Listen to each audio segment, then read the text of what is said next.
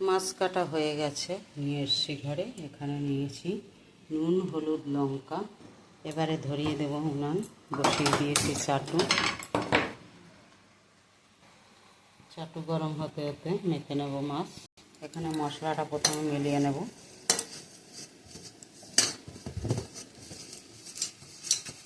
এবারে মাছগুলো এক এক করে নিয়ে আসবো।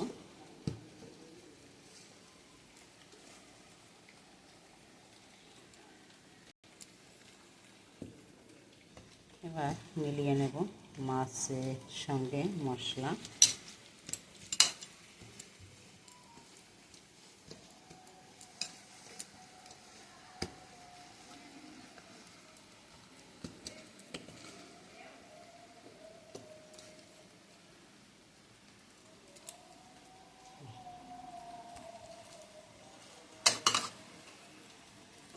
মিলানো হয়ে গেছে, একটা রয়ে গেছে বাকি।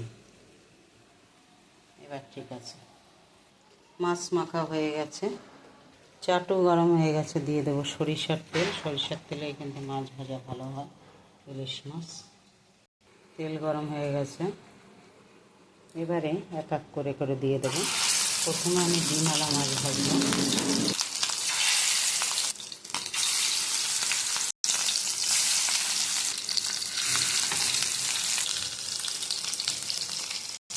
ডিমওয়ালাগুলো দেওয়া হয়ে গেছে, এবার পরবর্তী যেগুলো আছে দিয়ে দেবো।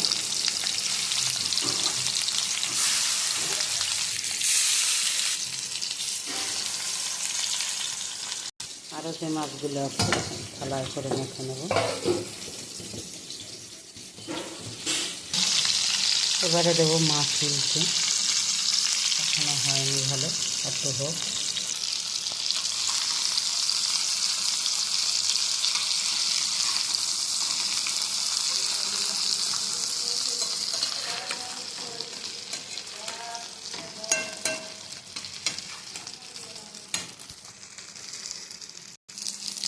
হয়ে গেছে ইলিশ মাছ ভাজা, নামিয়ে নেব এখন। কড়া কড়া করে ভেজে নিয়েছি।